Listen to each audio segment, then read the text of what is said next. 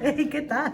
Mira, just ara m'estava preguntant què era on està fent el cor Ariadna de l'agrupació Cor Madrigal, la coral de la Universitat Rovira i Virgili i el cor de cambra del Palau de la Música Catalana. El capítol d'avui, corals de Barcelona i Tarragona.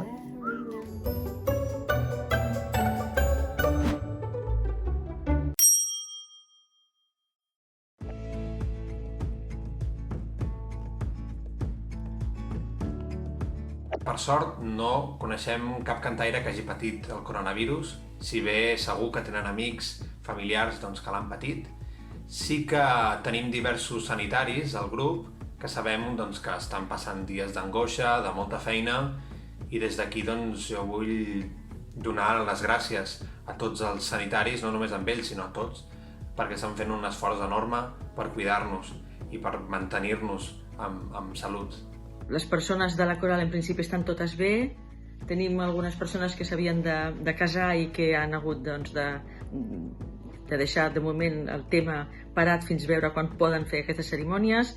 També tenim un parell de cantaires que estan embarassades, que aquestes potser pateixen evidentment una mica més pel tema dels hospitals, etc. Però bé, en principi tothom està sa i tothom està bé, esperant a poder tornar a cantar junts. Des del cor de cambra del Palau de la Música, el primer que hauríem de fer és felicitar-nos que tots estem bé. Només em consta que una cantaire va passar-lo i està recuperada a casa, per tant aquesta és la primera i millor notícia. Totes les altres són dolentes, és un desastre artístic i és un desastre econòmic. És clar que la gent, tothom diu que li falta molt en els assajos, que els hi falta molt cantar i bé, no podem fer-hi res. Òbviament, el cor Ariadna hem hagut d'aturar tota activitat, tenim diversos concerts posposats i fins i tot un viatge a Budapest cancel·lat que havíem de fer just passat Setmana Santa, ja que fem un intercanvi amb una coral d'allà i ells han de venir al mes de juny, però tampoc sabem ara mateix si podran fer-ho o no. Nosaltres teníem programats ara al mes d'abril el Sacred Concert de Duke Ellington amb la Reus Big Band. Teníem programada una sortida a la Universitat de Granada al mes de maig i evidentment tot això ens ha deixat amb tot parat, esperant evidentment poder recuperar-ho, no sabem quan. Aquesta és la incògnita que ara tenim, no? Quan podrem tornar a estar junts. D'entre els concerts que tenim posposats, n'hi ha un que ens feia especial il·lusió, que és l'espectacle Ressons, on hi cantem cançons del cicle Ressons a l'Al-Àndalus, acompanyats de diversos músics, que ara mateix no sabem si podrem fer el mes de juny o més endavant. Estàvem preparant les estacions de Haydn que havíem de fer amb Paul McCrish, es va cancel·lar els assaigs i la producció, teníem un Fidelio amb Dudamel, un programa de classicisme català amb molta feina de recerca al darrere, amb Vespres d'Arnadí, teníem una novena de Beethoven i juntament amb el cant espiritual de Montsalvatge, un programa amb la Maria Guinant de música sud-americana, un projecte en el grec, moltíssims projectes d'un cor professional que té un ritme de treball molt intens i una agenda molt plena fins a l'estiu, que és el que pensem que no es podrà fer. Això ens genera també una incertesa a nivell d'ingressos. No sabem quins ingressos tindrem i, per tant, quin és el futur de la coral a nivell econòmic. Els treballadors del Palau i, per tant, també els cantants de plantilla del cor de cambra s'han acollit a un ERTE i per tant, estan temporalment aturats, però en canvi cobraran el seu sou, però també és cert que hi ha col·laboradors de projectes que possiblement es cancel·laran o es posposaran, que no tindran la feina ni el catxet. Penseu que el Palau és una entitat eminentment privada que viu fonamentalment de les entrades que paga la gent. Per tant, la part de subvenció és mínima i per tant, pel Palau aquesta aturada d'activitat és molt dramàtica.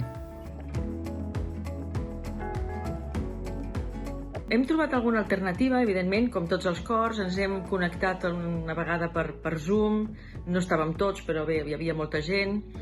Hem pogut comprovar les dificultats que tenen aquestes plataformes per fer música.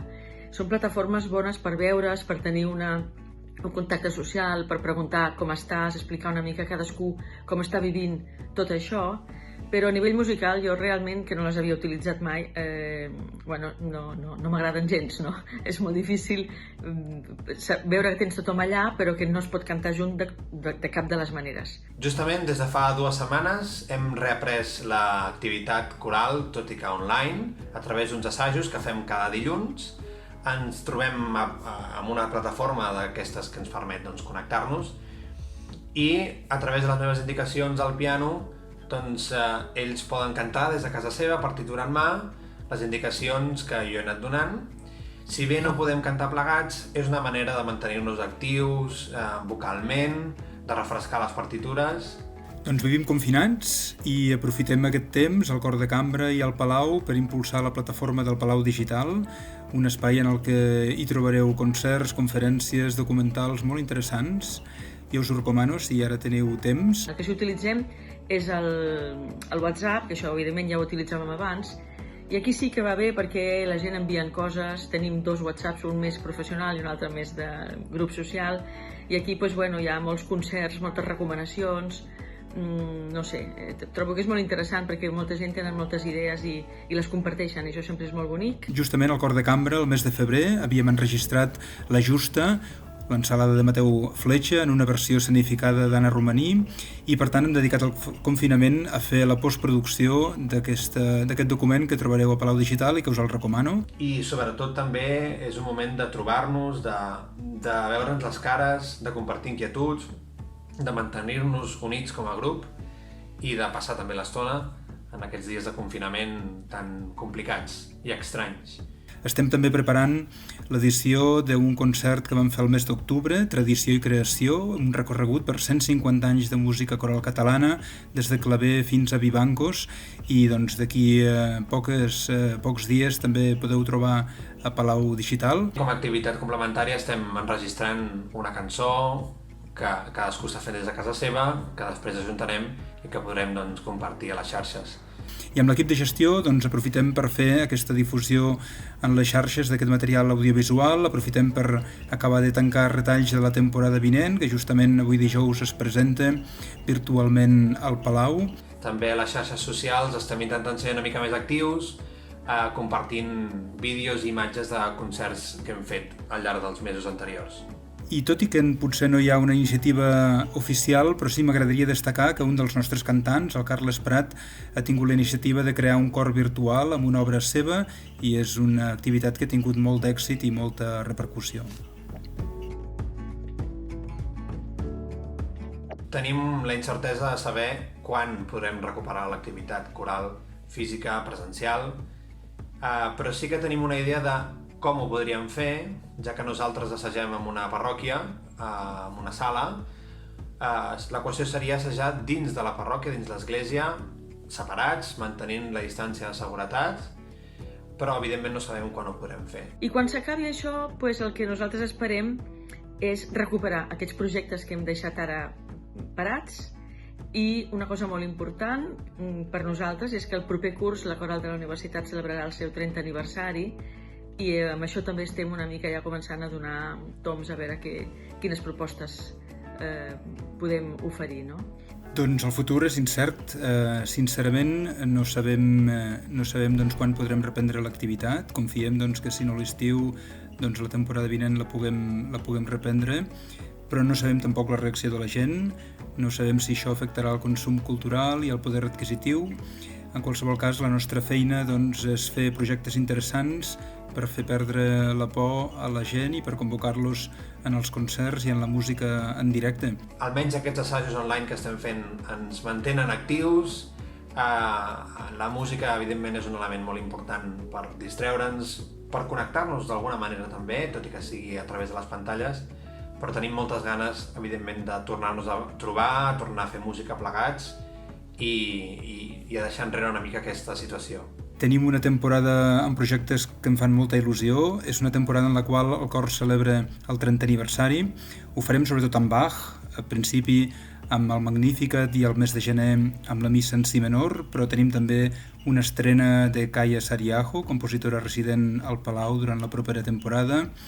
Tenim projectes amb l'OBC i amb el Liceu.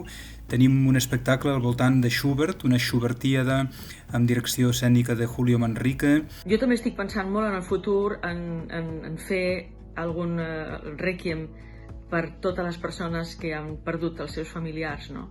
I m'agradaria molt fer un rèquiem de Mozart o un rèquiem de Fauré, ja veurem, no? O que potser el de Duruflé, són tres rèquiems que nosaltres hem cantat molt, que els coneixem, i a veure quan es poden tornar a fer concerts a les catedrals i a les esglésies i podem oferir un rèquiem per tota la ciutadania, per nosaltres i per tota la comunitat.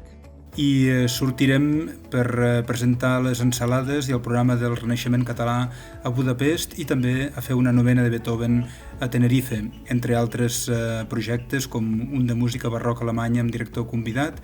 Per tant, una temporada que ens fa molta il·lusió i que esperem que puguem tirar endavant.